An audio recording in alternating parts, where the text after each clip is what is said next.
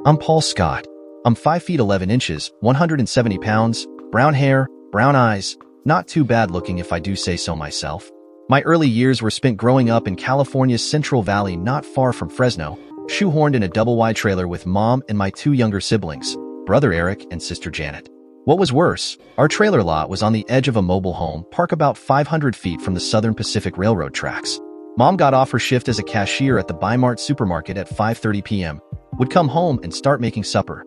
The ground shaking from the 6 p.m. freight train by was the signal for us kids to stop playing, go inside, and set the table.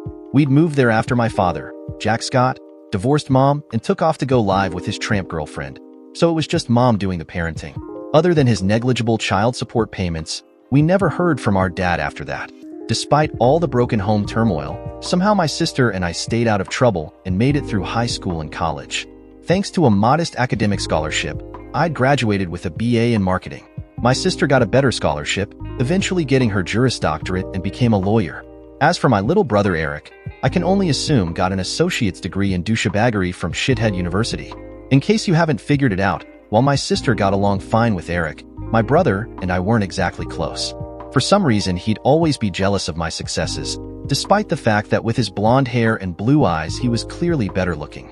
The jobs he'd held, grocery stock boy in high school, residential construction as an adult, weren't anything to be ashamed of, but as an adult he seemed to lack the drive to climb the corporate ladder. He did okay for himself, but never reached my income levels. Timing being everything, in 1985 I was fortunate enough to get hired as a marketing associate by a little California startup that grew to be an online monster in the early days of the internet. 16 years later I struck gold when it was acquired by global media giant. By the point of the buyout, I'd worked my way up to vice president of marketing, and so walked away with executive-level stock option and severance money, i.e., crazy money. It was buy a house for my mother, travel the world, drive a Porsche convertible, eat steak and lobster tail, live in a multi-room mansion with a pool in Palo Alto kind of money. Alas, it was also high-maintenance trophy wife with lip filler injections and silicone breast implants kind of money. Life was good, until such time that my wealth became incredibly expensive divorce kind of money when it turned out that trophy wives cheat. I have to hand it to Tiffany. She timed everything perfectly. Since we'd gotten married just weeks prior to me receiving my severance payout, half of my newly acquired fortune was now hers. Along with that, in exchange for no alimony in the settlement, I had to give her the paid-off deed to the house and put the title to my beloved Porsche in her name. It would have been 18 years of child support money for Paul Jr. as well, if not for my lawyer wisely demanding a DNA test. The test shockingly revealed my beautiful son was in fact my nephew. Turns out Tiffany's affair partner and baby daddy was my younger brother Eric, who happened to be married with 2 kids of his own. This was actually a shame, because the 3 months I spent taking care of Paul Jr. were the happiest of my life. Losing him hurt me worse than losing Tiffany and made me realize how much I loved being a father. It also resurrected emotions around my own father. If being a dad was so great, why did he leave my siblings and me? I made it a personal goal to piss on the old man's grave after he died. At least my brother Eric didn't escape unscathed. See, Tiffany wasn't just a homebody, she was also a homewrecker, both mine and my brother's. The same week that Paul Jr.'s DNA results were revealed, Eric's beautiful Indian wife Amrita took their 2 girls and flew back to India to live with her parents. Thanks to my lawyer, not only was I able to dodge child support, but the court ordered my name taken off the baby's birth certificate and replaced by Eric's. Sadly, the boy was legally no longer Paul Jr. He was now just Little Paul. Overall, it had been a pretty shitty year. Little Paul had been born in April. I discovered the affair in mid-June after becoming suspicious and hiring a private investigator, and filed for divorce the first week of July, and it was granted in August, with a finalization date of March 1st the following year. Depressed and filled with self-doubt, I left behind the smoldering wreckage of my moneyed life and headed to New Mexico to start my life over. Why New Mexico? Primarily because New Mexico was ranked as one of the cheapest states to live in America. I wasn't exactly poor, but because of how I grew up I wanted to stretch the remaining money as far as I could. Before I left, I did allow myself one splurge.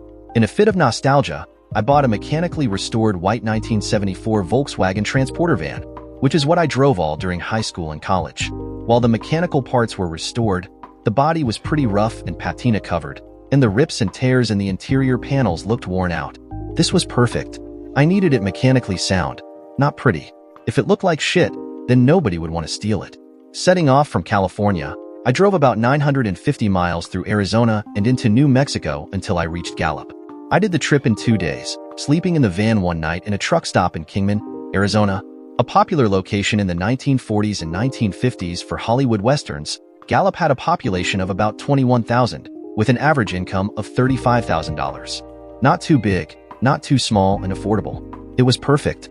Once I arrived in Gallup, I spent one night at a cheap motel. The next day, I drove around to various mobile home parks, looking for a place to live. I found a single-wide one-bedroom/one-bath 620-square-foot trailer with an attached carport at the Western Skies Mobile Home Park. The mobile home was dingy and weather-beaten on the outside, but the roof was sound, the inside was furnished. Overall, it looked to be in decent shape. After writing a check for $5,273, it was all mine. As I was unpacking, I noticed my neighbor in the next trailer over, a small woman with long dark hair, parted in the middle and tied into a ponytail. Looking to be neighborly and longing for a female companion that wasn't a blonde cheating 304, I ran out and picked up a flower arrangement and some fresh-made sugar cookies from the local food store, the La Montanita Market. Now equipped with neighborliness, I went over and knocked on the screen door. A small boy with jet black hair, his skin copper from playing outside, answered. I introduced myself. Hello, I'm your new neighbor Paul, and I came to say hello. The boy didn't say a word. He just looked at me like I was some kind of carnival freak show. The woman I'd seen earlier came up behind him, a suspicious look on her face. Can I help you? She was smaller than I first thought, maybe 4 feet 11 inches, 85 pounds, wearing a simple shapeless light blue dress and rubber sandals. Based on her looks and her accent, I guessed her to be a Filipina. She had only a half smile, the left side of her face drooping slightly as if from some kind of nerve damage. She wore budget-framed eyeglasses, held together across her nose by duct tape, and I noticed her left eyelid also sagged a bit. This did not diminish her looks at all. In my eyes, she was very pretty. For the first time in 2 months, I felt a hint of optimism. Turning on the Scotch charm, I introduced myself again. Hi, I was just telling your boy that I'm your new neighbor Paul, and I came to say hello. Looking in her nice brown eyes, I'd forgotten about the gifts. Here, these flowers and cookies are for you. She took them, and her suspicious look began to crack as a smile formed. Thank you, that's very gracious of you. I'm Aurora Santos, but my friends call me Dawn. She nodded at her still staring son. That's Jacob. He's 4. Don't mind him staring. He does that with men. Started doing that after his father went away. She invited me in and made coffee for me while Jacob enjoyed the cookies. She explained that her ex-husband was in jail for domestic abuse, which is why she was divorced. He'd gotten drunk and beaten her, with the resulting nerve damage being the cause of her palsy-like symptoms. She only had a high school level education, and so at 32 she was working as a drugstore cashier, taking the bus to work because she didn't have a car. Her job didn't pay that much, so she had to supplement her income with food stamps. I shared with her how I was a newly divorced bachelor, and how my wife had cleaned me out pretty much after cheating and trying to saddle me with a baby that wasn't mine. I also shared that the part that hurt me most was not losing my wife, but losing the baby that I thought was mine. After 2 hours of chatting, I definitely felt like we were friends. When she hugged me goodbye, the smell of the shampoo in her hair and the warmth of her small body made me wish we could be more than friends, but it was too soon for that. The next day I went and bought a new mattress, pillows, and sheets. I also picked up some kitchen utensils like pots, an iron skillet, cutlery, hot pads, and a spatula. After a quick trip to the grocery store, I had provisions. I also bought a TV. It was getting towards the end of the year and the models were being phased out, so I got a sweet deal on a 32-inch flat screen. Then, it was time to find a job. I had half of what used to be a huge amount of money, but thanks to Tiffany, was now merely a sizable amount money, most of it tucked into savings. My credit rating was still in the 800 range, so I was doing okay, but knew it wouldn't last forever. I didn't need an executive position, just something that would buy me groceries. Using a temp agency, I managed to snag a position on the loading dock of a shipping logistics company. As the weeks wore on, I got settled into my new routine. Most days it was breakfast, work, lunch, work, dinner, watch TV, sports, or a movie, then sleep. Saturdays I would go grocery shopping, and since I had a van I'd always invite Dawn and Jacob to come with me. It wasn't actually a date, but I enjoyed spending time with both of them. Jacob was my pal. If he wanted something and Dawn told him no, I'd have him put it in my cart and buy it for me, then we'd share it after we got home. Sundays, after Dawn and Jacob got home from church, were laundry days. Dawn, Jacob and I would take our baskets of clothes and walk down to the Western Skies laundry room. Dawn was doing laundry for 2 people, so her laundry always took longer. After finishing mine, I'd hang out to play with Jacob and help Dawn fold hers. Also, this allowed me to sneak peeks at her underwear, picturing what she'd look like in them. Come on now, it's not like I stole any. I was just imagining. Dawn and I started keeping an eye out for each other. When she had to work overtime, she'd call me, and I'd pick up Jacob from daycare and babysit him until she got home. I actually got pretty good at getting him through his bedtime routine and reading him stories until he fell asleep. Sometimes it would hurt when I'd think that if only Tiffany hadn't cheated, I could have been doing this with our baby, but I quickly put it, and the pain that little Paul wasn't my child, out of my mind. We had keys to each other's trailer. When I caught the flu and was bedridden for a few days, Dawn popped in after not seeing me. When she found me sick as a dog from the flu, she changed my bedding, put clean pajamas on me, and made me chicken tinola, a delicious Filipino chicken soup. The few times I'd been sick when I was married, aside from bringing me the occasional Tylenol if I asked, Tiffany left me to my own devices. As September turned into October, I realized I wanted to be more than just Dawn's neighbor. Thanks to my insecurities, I hesitated to broach the subject with her. Then one Saturday while grocery shopping, a rude cashier gave me the courage to make a move. Dawn was ahead of me in the checkout line, and when she got her food stamps to pay, the cashier sneered and muttered, "Another leech." I could see Dawn's hand holding her food stamps shake slightly, and she lowered her head in shame. Suddenly, I was pissed. Going around my cart and squeezing past the candy bars and the tabloids rack, I whipped out my platinum-level card, a holdover from my days as a vice president, and handed it to the snotty woman, declaring, "She's no leech, she's my girlfriend. I'll pay." That shut the cashier down fast. I paid for Dawn's groceries and then mine, and we were out of there. In retrospect, I was using money as an easy fix to a problem that I should have solved differently, but my social instincts were overridden by my strong feelings for Dawn. In the parking lot, I loaded up our groceries as Dawn wiped her tears away with a facial tissue. "Thank you, Paul," she said quietly. "You didn't have to do all that." "Playing dumb," I replied. "Do all what?" "Paying for my groceries and lying to that woman about me being your girlfriend." The way Dawn's soft Filipina accent made it sound like girlfriend just warmed my heart. No two ways about it. After a couple of months living next door to her, there wasn't much I didn't like about my pixie-sized neighbor. "Dawn, you're a good woman who doesn't deserve to be treated like that. I don't mind taking care of you and Jacob." I paused, lowering my voice. "Besides, it doesn't have to be a lie, you know?" Her eyes grew wide in surprise. "What do you mean?" Right there next to the shopping cart collection area, I impulsively made my move. For the first time, I gathered her up in a genuine embrace with my lower body pressed against hers, instead of a chaste and platonic friendly hug. What I'm saying is, it's entirely up to you if you want to be my girlfriend, because I sure would like to be your boyfriend. There it was. I'd put it out there and had taken my shot. She gently pushed against me, and I let her slip out of my arms. My impulsiveness had clearly caught her by surprise. Me too, actually, but I wasn't sorry at all. On a deeper level, it meant I was finally ready to move on from the torment my ex-wife had put me through. I don't know," she stammered. "I have to think about it. I mean, I never expected this." While Dawn climbed in the front seat, I turned my attention to getting Jacob secured in his child safety seat, then got in the driver's seat. Jacob was busy enjoying the small bag of animal crackers I'd opened for him. The chirpy noise of my Volkswagen's flat-4 engine was the only sound as we drove home. Back at the trailer, Dawn got Jacob out of his safety seat while I unloaded the groceries. After I put her groceries in her kitchen, I unloaded my own. I was putting away my Twinkies. Some people smoked cigars, some people drank hard liquor, but my forbidden pleasure happened to be golden sponge cakes with a creamy filling, so shut up, when there was a tapping at my door. To my extreme delight, it was Dawn. "Come in, but if you were my girlfriend, you wouldn't have to knock," I teased. Dawn came in and sat at my table, her grim face as serious as an undertaker, and said, "I asked Mrs. Meyer to watch Jacob for me so I could come talk to you alone." "Paul, were you joking about wanting me to be your girlfriend?" I sat across from her and took her little hands in my big ones. Now it was my turn to be grim-faced. "Dawn, I swear on my grandmother's grave, I'm 100% serious. Yes, I want us to be a couple." She shook her head in denial. "Why do you want me, of all people? It makes no sense. A man like you could have any woman he wanted. I'm a broke single 32-year-old mother on food stamps. I have the figure of an ironing board, and I'm disfigured.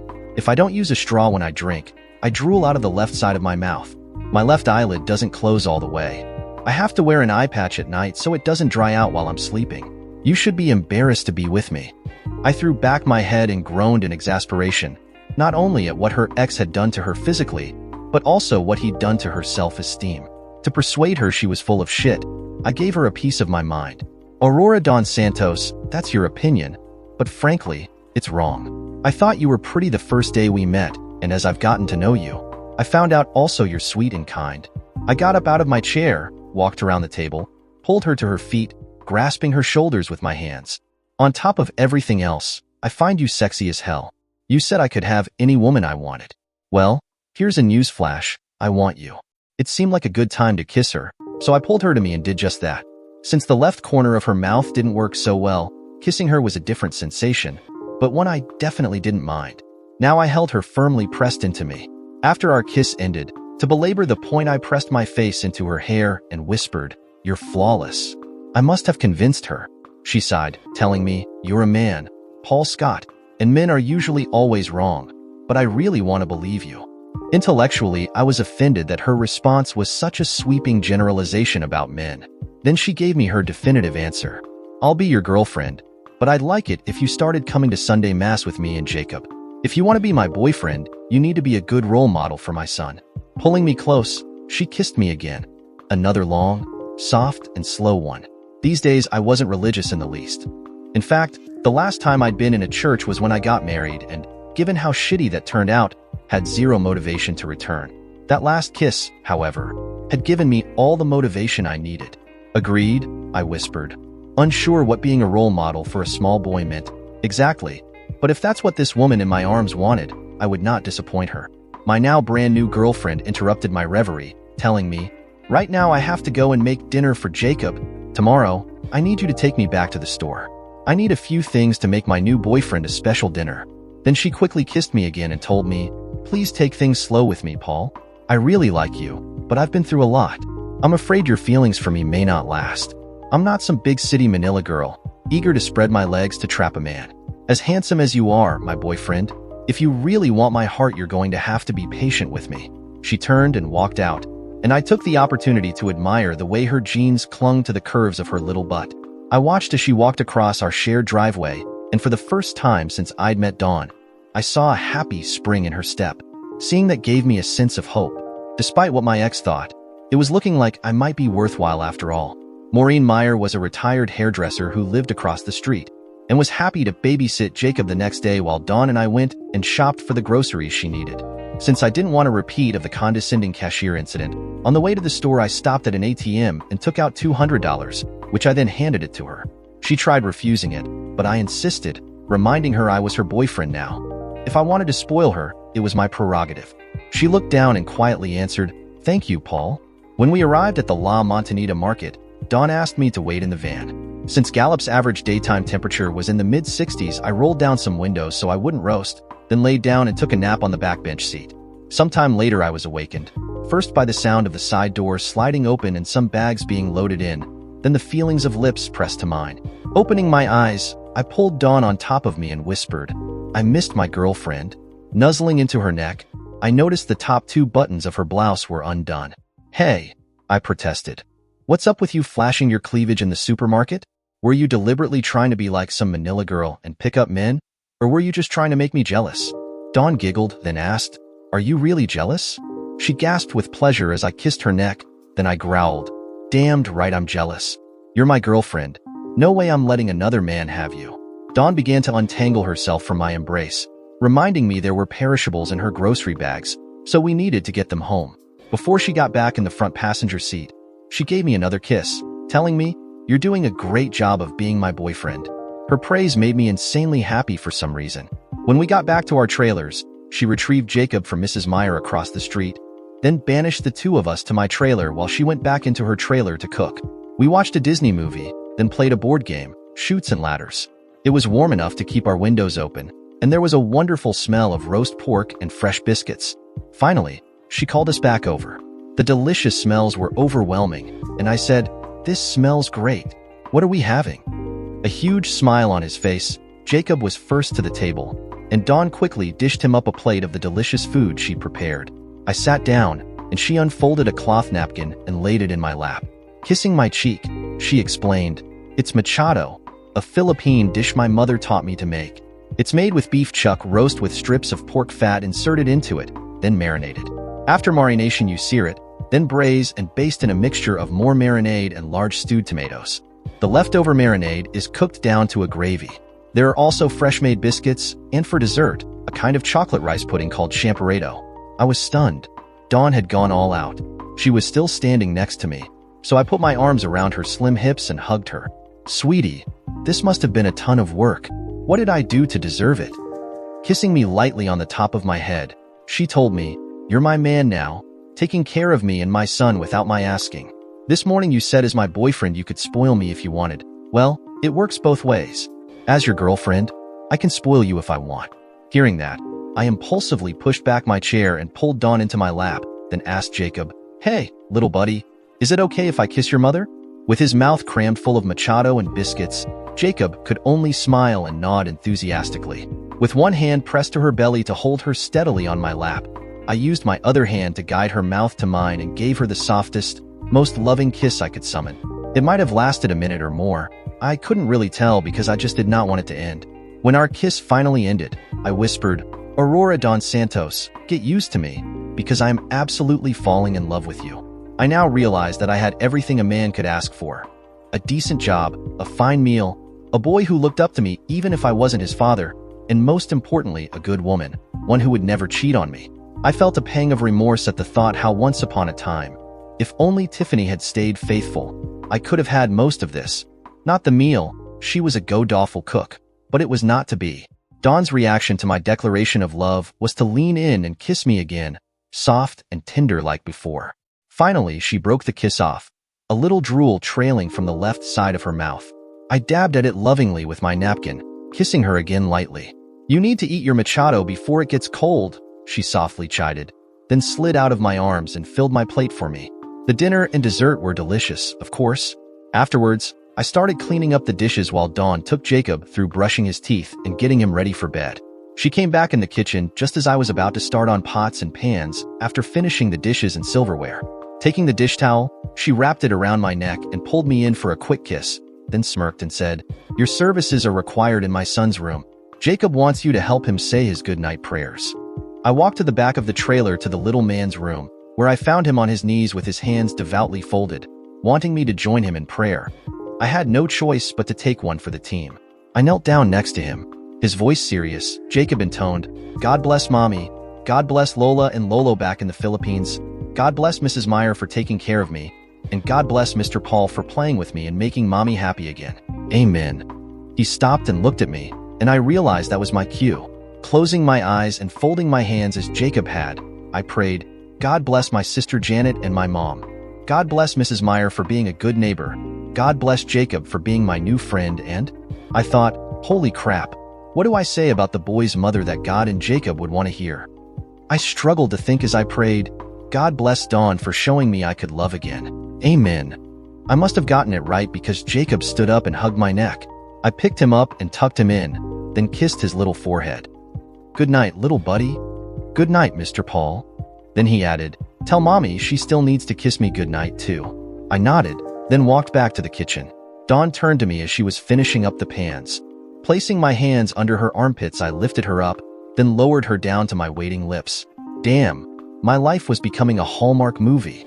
"Jacob needs your kiss goodnight as the grand finale," I told her, setting her down.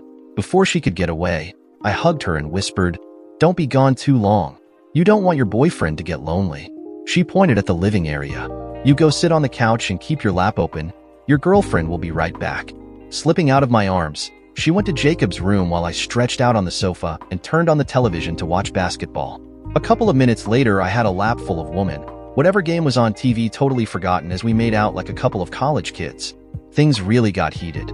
I ran my hands over her clothes, but when I tried to reach under her blouse, she gently pulled my hand away. She quietly apologized. "I'm sorry, Paul. I really want you, but it's too soon for that. Please don't hate me." I wanted nothing more than to feel this woman in my arms. But after all, she had warned me I'd need to be patient.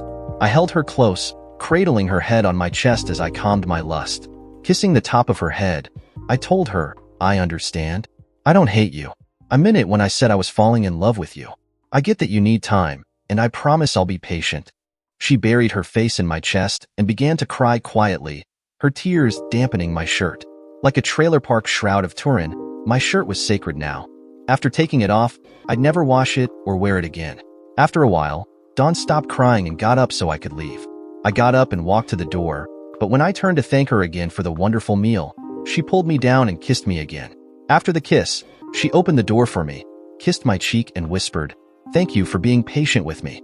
If it makes you feel any better, I think I'm falling in love with you too." Hearing this put me on top of the world. I reached down and told her, "Actually, that just makes me feel a whole lot better. Good night, my darling." She smiled and closed the door. The next morning, I managed to get my body to work, but my head was only partially in it. Most of my brain was occupied with my thoughts and feelings about Dawn. When Tiffany and I were first together, the sex was amazing. But looking back, I realized that our relationship was shallow. Sure, we liked each other and were affectionate when we weren't having sex. But looking back, I realized we were too busy having good times to really maintain a relationship. Hell, I had plenty of money, which cures everything. So we didn't have to, right? It then occurred to me that solving relationship problems with money instead of therapy was probably how my a-hole brother Eric was able to seduce and screw my wife so easily and knock her up. With Dawn and me, we definitely liked each other and were affectionate. Since sex was off the table for the time being, this meant working on our relationship. Only a couple of months into it, I got the sense that we were truly committed to each other. I was completely confident that Dawn would never cheat, and I hoped she was starting to feel the same about me. I was optimistic we'd get there, but I needed to be patient. After all, I promised her. We talked about a lot of things, like personal food preferences and long-term goals.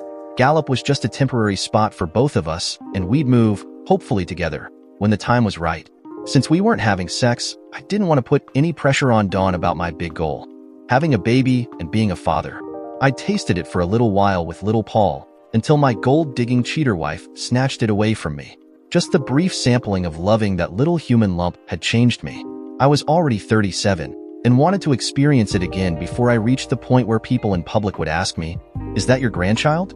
As it turned out, our neighbor Mrs. Meyer indirectly brought the subject up for me. One unusually warm Saturday afternoon in October, I was sitting alone in my trailer after putting away my groceries, sipping on a San Miguel Pale Pilsen. Since it was a warm day, all my windows were open to allow a breeze to pass through. And that's how I heard Dawn and Mrs. Meyer talking at the front door of Dawn's trailer.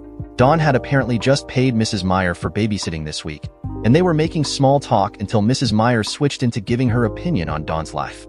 Along with being a great sitter for Jacob, Mrs. Meyer was also an industrial-grade busybody who loved telling people how to live their lives, like right now. "Jacob is such a sweet boy," I heard her say. "He shouldn't grow up as an only child. He needs a sibling, don't you agree?"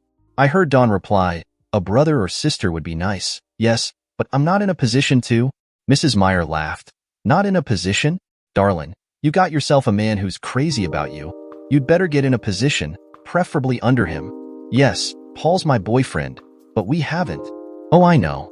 A lot of nights I seen him walking funny back to his trailer, leaning like he's got something heavy in his briefs.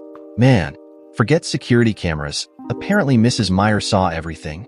Mrs. Meyer was in her element now, and continued, "Listen, sweetie, if I was 15 years younger, I'd be all over that man like Spanish moss on a Louisiana cypress, and I'm not the only one around here who's got an eye on him. There's plenty of jealous women in this trailer park looking for a husband, just aching to have Paul, but the damned fool don't see it. Even with you being a little droopy on the one side, them damned puppy eyes of his are only on you, girl. For now, anyway." My back was to the windows that faced Dawn's trailer, but I didn't need to see the two of them to know Dawn was flustered. And because Mrs. Meyer was one loud talker, I also didn't need any hearing aid. I heard her loud and clear. "Dawn, darling, listen to me," she counseled. "As of now, you're the queen of Paul Scott's heart, but if you want to hold on to that man, you'd best be taking him to your bed soon, understand? He is downright hungry for you. Not to mention, he and your son adore each other. Think how overjoyed he'd be if you give him a child of his own." The prediction I'd get fished in by some gold digger may have been just Mrs. Meyer speculating, but she was totally right when she said I'd be overjoyed if I got Dawn pregnant. I was indebted to the old woman for reading my mind and putting it out there. I could only hope Dawn would take that advice to heart. After hearing Mrs. Meyer lecturing Dawn earlier, when I went to bed I tossed and turned. Despite having knocked back 3 more San Miguel beers, sleep eluded me. Images of a pregnant Dawn kept dancing in my head, and my horniness was off the charts. The full burden of my promise to be patient was now upon me, and I won't lie, it was rough. It had been unseasonably hot that day.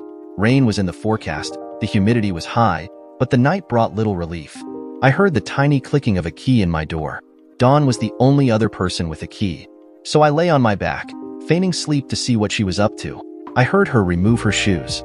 The sound of her footsteps padded into my bedroom, followed by her lips pressing gently into mine. With no further need to fake sleep, I reached up to her. Gently pushing my hands away, she asked, "Do you really love me?" What was this, a trick question? Given the mood I was in, I could have given her a Shakespearean soliloquy on the many whys and wherefores of my love for her, but I instead opted to keep it simple. Of course I do. If that's true, then do everything I say. No questions. Well, now, this was unexpected. My gentle, passive girlfriend was aggressively giving me orders. What had Mrs. Meyer's little talk with Dawn wrought? I said nothing, but nodded my head in agreement.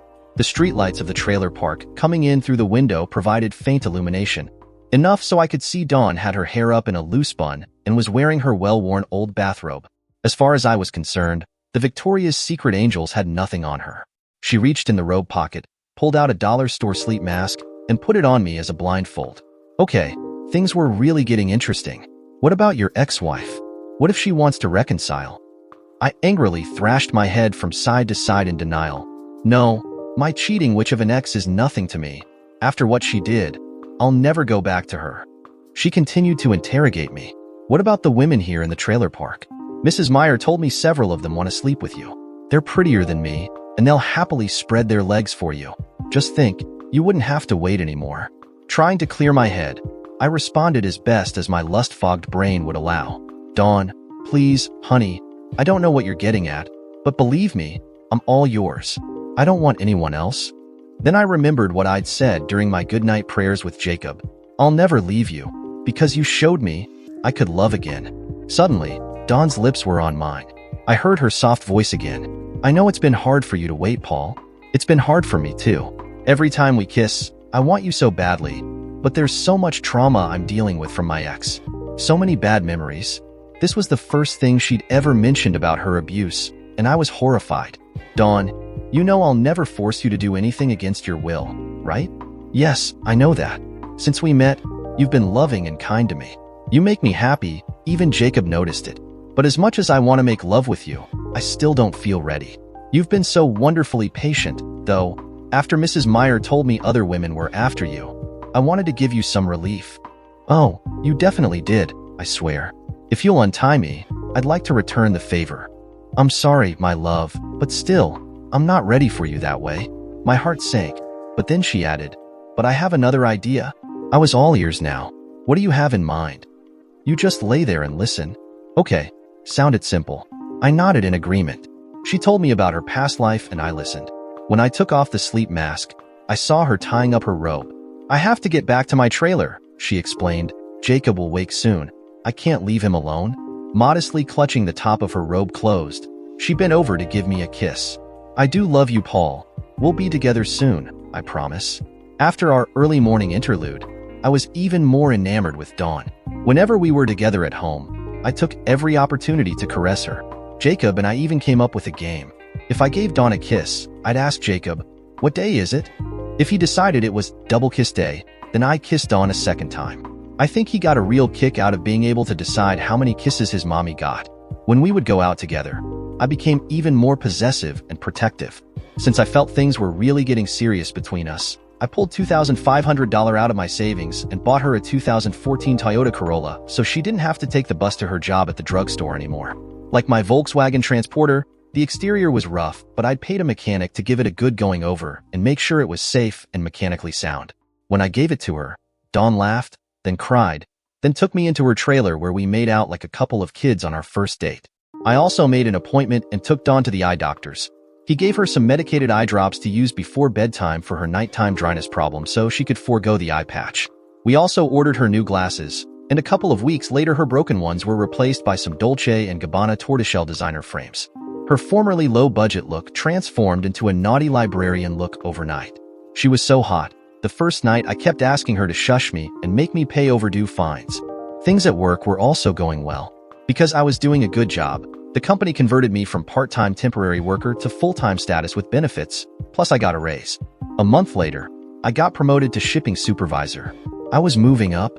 I decided to go to a jewelry store and buy an engagement ring for Dawn, intending to propose the night of the company holiday party in December.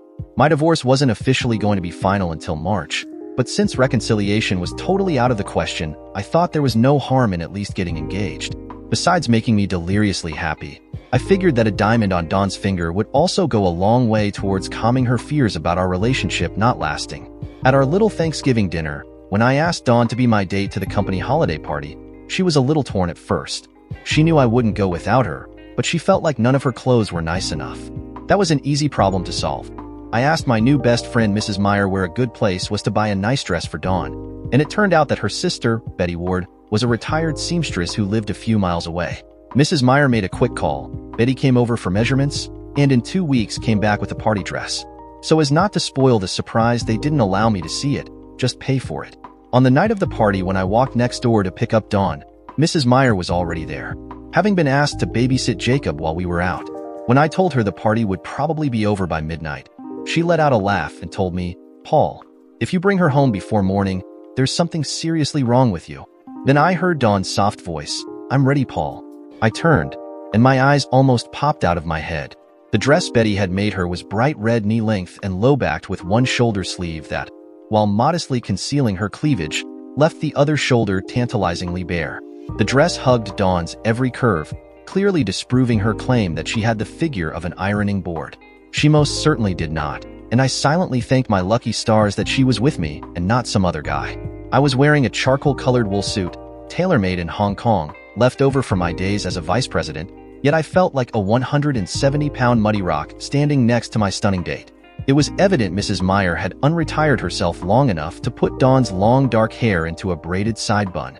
Her shoes were red, matching the dress, but sensible flats rather than heels. I was glad to see that. Tiffany's 4-inch heels had always struck me as stupid and dangerous. She'd sprained an ankle wearing them on more than one occasion. As far as I was concerned, I'd be walking in with the #1 most beautiful woman at the party. Any other woman would be a distant second place. When we walked into the hotel ballroom, as I'd expected, more than a few of the younger guys were checking out my date. Putting a possessive arm around her, in a low voice I asked her, 20 feet past the entrance, "And guys are already checking you out. Should I be worried?"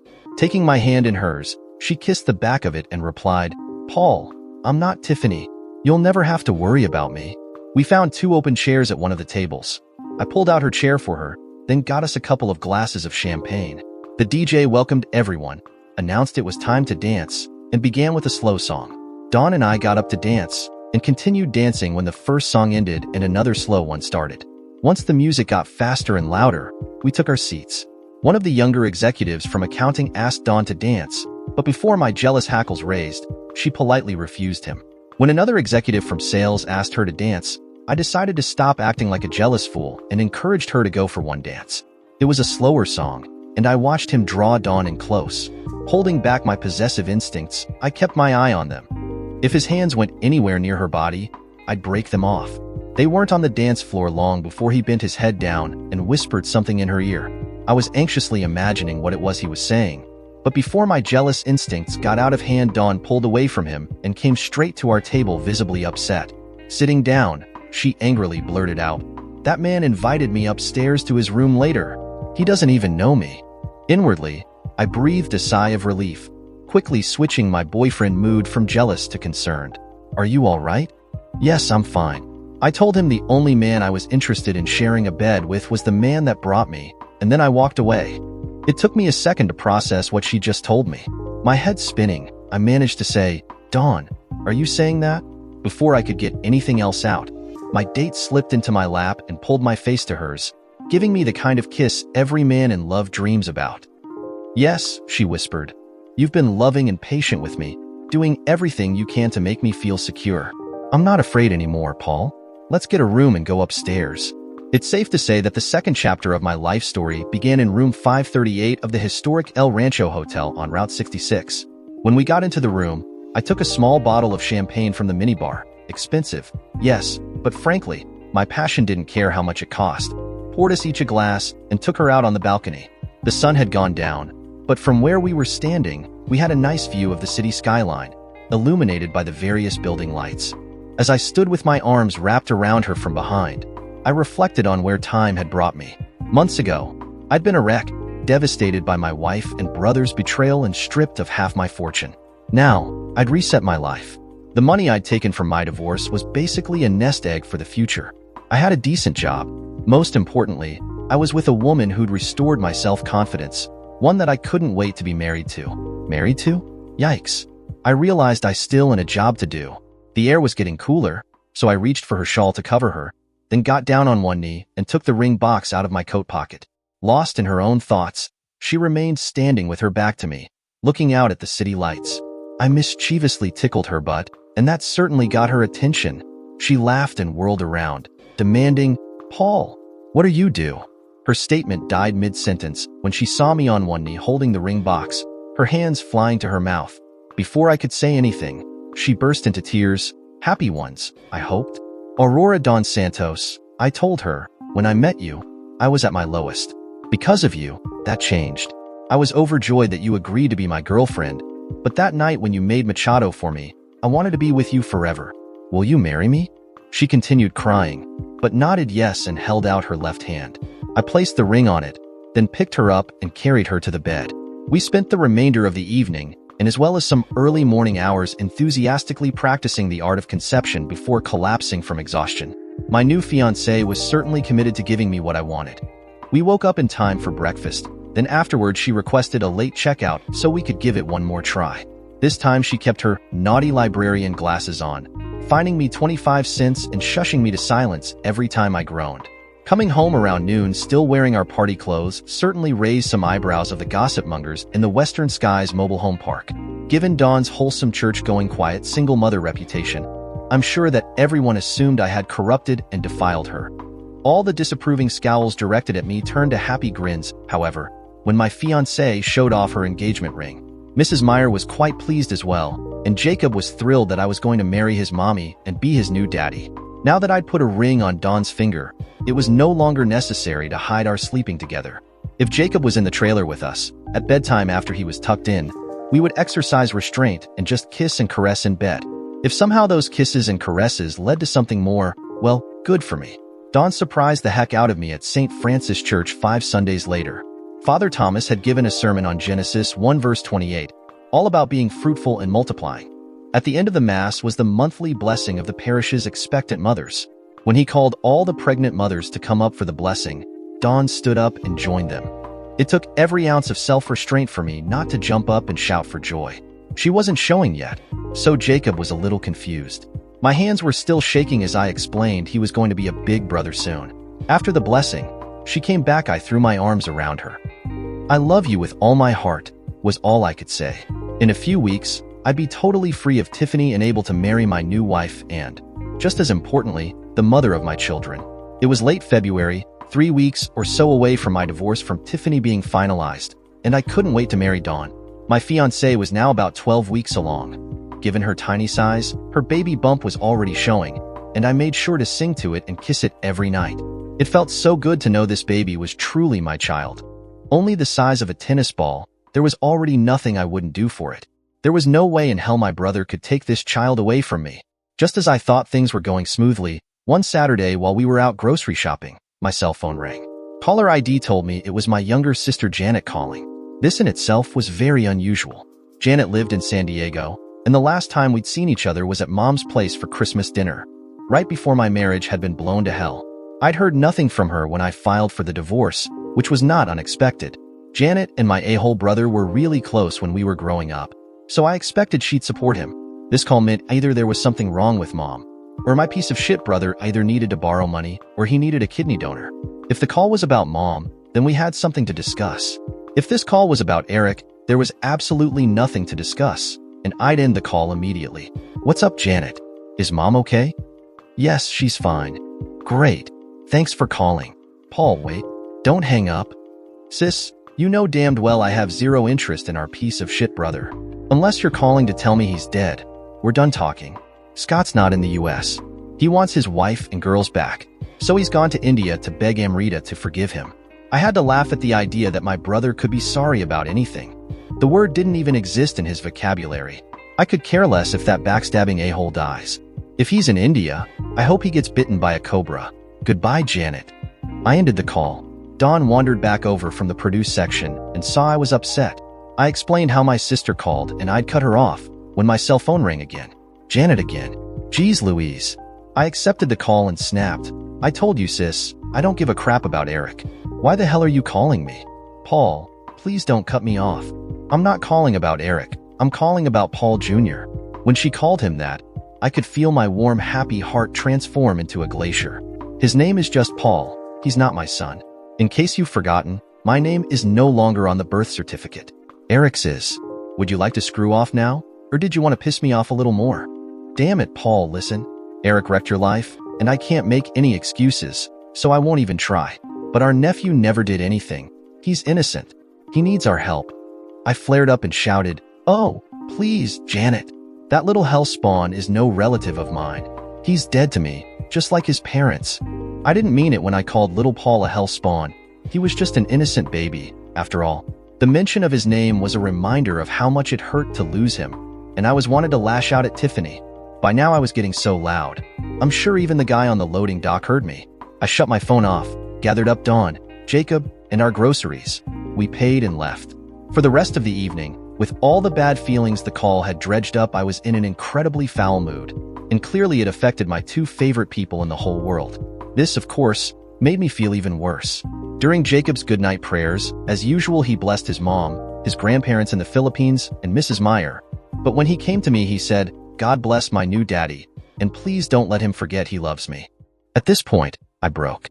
Scooping Jacob up in my arms, I sat on the edge of the bed and held him close, kissing the top of his head, sobbing the whole time and telling him how much I loved him. Dawn came in and gently pried the boy from my arms, tucking him in. She led me out of his bedroom, then went back in and assured him that I was just very sad, but would always love him. When she came out, she led me to our bedroom. For all the months I'd been in Gallup, I tried to be strong and kept my feelings about the betrayals and divorce locked down, all by myself. My sister calling had literally ripped the scab off those wounds. Emotionally crippled, I just stood there as my fiancé unbuttoned my shirt, removed my jeans, and laid me on the bed face down. Then I felt her hands begin to rub my back, and followed not long thereafter by her lips kissing me from the base of my neck to my lower back. "You're going to be fine," she whispered. "We're in this together," soft Filipina accent, making it sound like toe-getter. Hearing her say that, I realized several important things. 1. I was not alone. I had a loving woman and a sweet little boy who I'd soon be adopting. 2. My soon-to-be ex and my sister had no real control over me any longer. And 3. I loved hearing my fiancé's accent. It was incredibly arousing. Rolling over on my back, I reached for her and pulled her to me. She was wearing the same frumpy light blue dress and rubber sandals that she had on when I met her for the first time, and was sexy as hell in it. I made love to her. As I caressed Dawn's belly, I thought about my mom. Now retired and living in the house I bought her in Fresno, she was probably sad since my brother and his family were now over in India. She'd lost access to her granddaughters, who she adored. Given she'd always despised Tiffany, I doubted she'd be involved at all with little Paul. Maybe it would make her happy to learn about her 2 new grandchildren. Kissing my fiancé, I asked her, "How would you feel about meeting my mother?" The next day I called Mom and told her I wanted her to meet Dawn and Jacob. I was surprised when her response was not exactly enthusiastic, but said it would be nice to see me and have a little boy in the house again. Dawn and I both got approval from our jobs for a week's vacation. Since the drive from Gallup to Fresno was 12 hours by car, we opted to fly. The weather was cool, so both of us were wearing hooded sweatshirts. Dawn's hoodie did a good job of hiding her pregnant belly, so Mom would be delightfully surprised when Dawn took it off. When the car service dropped us off, the house looked good, better than when I bought it for her. My mother had some nice landscaping done in the front. Mom greeted us at the door, gave me and Jacob a hug, but only shook Dawn's hand, saying, "It's nice to meet you." And that was all. Given this was her future daughter-in-law, I suddenly got a cold feeling in my stomach. We went into the kitchen and sat down at the small table. Mom served Jacob a glass of orange juice and a peanut butter sandwich, which he happily accepted, while Dawn and I just asked for coffee. Ever the good hostess, Only after she'd finished making sure everyone was served properly did she sit down so we could talk. The bad feeling in my stomach turned to an iceberg when Mom started talking. You know, Paul, your divorce isn't final yet. Don here seems nice, and Jacob is a sweet boy, but don't you think it's too soon to get engaged again? I mean, it's been less than a year since Tiffany made her mistake. Mom had definitely played me. Jacob was sitting in front of me, so I couldn't yell. In a quiet voice, I growled, "Mother, I think Alzheimer's is affecting your memory. My ex-wife didn't make a mistake. She got pregnant from deliberately sleeping with my own brother.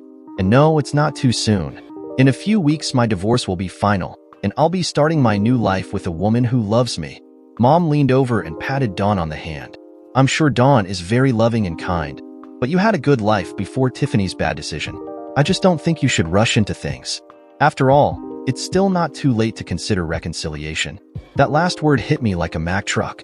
Then, it dawned on me something wasn't right if my own mother, who absolutely detested my ex-wife, was urging me to take the cheating 304 back. Then I heard a car pull up outside, and I realized I was caught in an ambush. Sure enough, I heard the front door open, and 2 sets of feet come inside. My mom said to Jacob, "Come on, sweetie. The grown-ups are going to be talking and you'll be bored. Let's go find some nice cartoons to watch together." Mom and Jacob went into another room. 2 women walked in. One was my sister Janet, holding little Paul, and the other was a woman I never wanted to see again, Tiffany. She greeted me softly, "Hello, Paul. You're looking good." I gave her a critical glance. Despite all the beauty treatments and Botox injections, her 33-year-old face looked haggard and worn. "I guess raising an 11-month-old infant alone could do that to you. Too bad." "Thanks. You look like crap," I snapped. Then I asked Dawn to step out of the room and call us a cab. It was time to leave. It hasn't been easy. Before I could begin a vitriolic diatribe on how too goddamn bad it wasn't easy, my sister handed the baby to Tiffany and slid a large brown envelope across the table at me. I didn't bother to open it. I just asked, "What the hell is this, Janet?" My sister explained, "It's a California Judicial Council Form CIV-11, the official request for dismissal of your divorce. Tiffany would like to reconcile before the divorce is final, but since you were the party who filed, you're the one who has to sign the request to dismiss the case. Once you fill that out and sign it, I can file it in court for you." This was all going way too fast. First my mother, and now my sister were pressing me to put the brakes on the divorce? I held up my hand. "Wait a minute, something's not right. Who are you representing, Janet?" "Since little Paul is my nephew, I'm acting on Tiffany's behalf." "So, my own sister and mother are now on the side of my ex-wife who destroyed my life?" I guess my voice was getting angrier. Mom stepped in, taking the baby from my soon-to-be ex. Tiffany cut in, desperately pleading, "Paul, please think it over. You loved me and Paul Jr. once. We can be a family again. The house is so empty without you." If she thought calling him Junior would soften me up, she was wrong. It only reminded me that the baby came from Eric's balls, not mine. And she tried to cover it up. My voice louder, I snapped back, "Sis, first of all, take these papers and shove them up. You know where, and as for you, cheating 304, the house feels empty. Wow, that's ironic, isn't it? Back when I was in the house, all that space was taken up by you and my brother screwing. I was in the way." I glared now at all 3 women. "The 3 of you are absolutely delusional. Tiffany, in what possible reality did you think that I would ever forgive what you did to me?" Then I heard a noise and looked to my left. Dawn was now standing just outside the kitchen entrance, her eyes filling with fear. She needed me. I took a deep, calming breath to control my anger. The last thing I needed was to get arrested on some trumped-up domestic violence charge. Janet was a lawyer, after all, and after what she pulled today, I wouldn't put it past her to pull a manipulative stunt like that. After what I said, Tiffany totally lost her composure. Sobbing now, she got on her knees, grabbed my legs, and began rapid-fire pleading. "Paul, please listen to me. I made a huge mistake. I didn't love Eric. He was just a stupid fling. I ruined everything and I'm so sorry. I'll always love you and want you to stay my husband." I looked down at her, stone-faced. She stopped and took a breath, then the bargaining began. "If you stop the divorce, you can have everything back and you'll be rich again. The house, the cars, the bank accounts, the credit cards. I'll put everything in your name. I'll even sign a post-nuptial agreement. I'll give you all my email and social media passwords. We can go to couples therapy, anything." Wow. If I stayed married to Tiffany, I could be rich again, get back almost everything she'd taken from me. No more trailer park. No more Volkswagen van. No more shipping supervisor job. It would also mean no more homemade Philippine food, no more Saturdays at the La Montanita market or Sunday mass and then laundry, no more Dawn and Jacob, and no more self-respect. Screw that. Totally calm now, I responded slowly. Tiffany, I have to hand it to you. This is indeed an interesting proposition. It's actually kind of funny when you think about it. See, if you'd made this offer before I left for New Mexico, I might have actually gone for it. Oh, wait. You and Eric were still screwing then, weren't you? Bad timing, I guess. I shook my head and took another calming breath. It was time to take Tiffany to school. Let me help you get your facts straight. You're a cheater that screwed my backstabbing brother behind my back and then tried to hide it. Now you want me back? Let me make this clear. Unless you can give me back every single dollar you took from me, stick that baby back in your womb, and unscrew my a-hole brother Eric, there is no coming back. As far as I'm concerned, both of you ceased to exist the night he stuck his Johnny in you. Janet protested. Paul, wait. Little Paul is innocent. You can't just walk away from him. I turned to my sister. Oh, I can, and I will. That goes for you as well, Janet. I loved and trusted you. Yet you sided with the woman that destroyed my life. We're done. Finally, I turned to my mother. Mom, you raised 3 of us single-handedly. I bought you this house because, frankly, you deserve it. That being said, what even motivated you to try this little stunt to keep Tiffany and I together? You sure weren't singing that song when I married her. Quite the opposite. You hated her, remember? Mom was looking at the ground, crying softly as she held the baby. Please, Paulie's my grandson. He's innocent. I didn't do it for Tiffany. I did it for him. He needs a good father. I felt bile build up in my throat. Now it was my eyes tearing up. Let me remind you, mother dear, that baby has a father. It's just not me anymore. What's more, it will never be me. I honestly feel sorry for you, Mom. Eric screwed you over like he did me. You've got 3 grandkids by 2 different mothers from my piece of shit brother, but given how his wife took her kids out of the country, I doubt if you'll ever see 2 of them again. That leaves you with Tiffany, who's never been a paragon of virtue.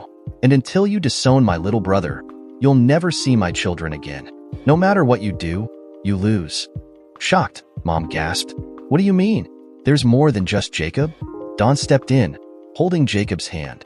Paul, sweetheart, the cab's here. Her hoodie was now draped over her arm, so her baby bump was quite visible. I loved how she just let all 3 women know who the female alpha in the room was, and those 5 words were all it took. Yes, Mom, as you can see, Dawn has a little one in her belly. Looking at all of them, I gave my parting shot. The beauty of it is, I know for a fact it was me that put it there. I paused a second to kiss my fiancée, then we walked out. Only the sweet sound of Tiffany's sobs still audible behind us. This little ambush at Mom's place turned out to be a turning point for Dawn and me. The night she'd come to my trailer months before, I'd let her tie me up and she was totally in control and felt sexy and safe because of it. On that fateful night, Dawn made me promise she was the only woman I'd ever love again and asked me if I'd ever reconcile with Tiffany. I swore to her she was the only one for me and that I'd never reconcile with my ex. Today's failed reconciliation ambush, however, gave incontrovertible evidence that no one, not my former wife, not my backstabbing sister, not even my misguided mother, could take me from Aurora Dawn Santos. My heart was hers. Now, I'm not an expert, but as an eyewitness to the event, I have a theory. By shutting down the 3 most influential women in my 37 years of life, my pint-sized Filipina princess with the facial imperfection had proven to herself how powerful she really was. A 4 feet 11 inches irresistible force of nature. While our sex life was great prior to the estrogen-fueled showdown, the aftermath left Dawn much stronger emotionally, and it really opened her personality up. I soon realized I no longer had to worry about triggering Dawn's trauma. It was as if the door to her past abuse was now closed and locked, the key lost. The morning after the nail polish face-off, I was awakened to the sight of my incredibly sexy pregnant fiancée kissing me. Palawan Island, the Philippines.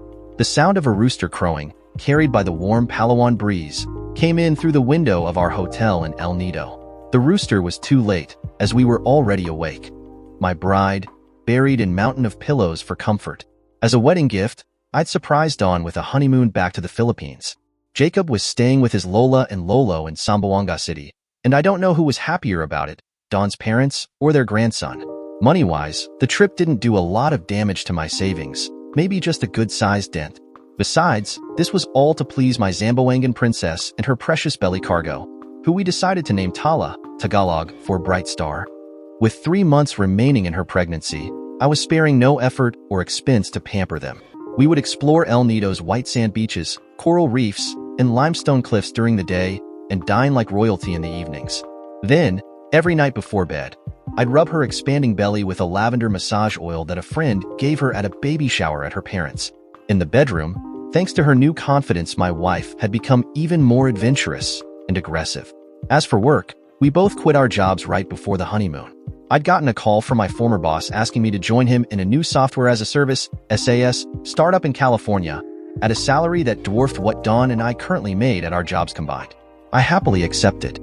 After all, I had at least 2 kids' college funds to save up for. With any luck, that number of children could significantly increase. Jacob was also now legally my son. After a quick trip to the Roswell Correctional Center to visit Jacob's biological father, Danilo Santos, in exchange for $5,000 cash wired to his uncle Mauricio, I was able to walk away with Danilo's signature relinquishing parental rights. I adopted Jacob not long after. The one proviso to my new job opportunity was relocation back to the Palo Alto area. In honor of what Dawn had gone through, I donated my trailer to the local women's crisis shelter to be used as an emergency safe house. Since Dawn's trailer had more room than Mrs. Myers, we gave it to her to thank her for everything she'd done for us. I finally found someone I value more than anything I ever had. She's here now, asleep next to me in this El Nido hotel bed, pampered and with my baby in her belly. And I intend to keep her. Dear listeners, please share your thoughts in the comments section below and don't forget to like, share, and subscribe.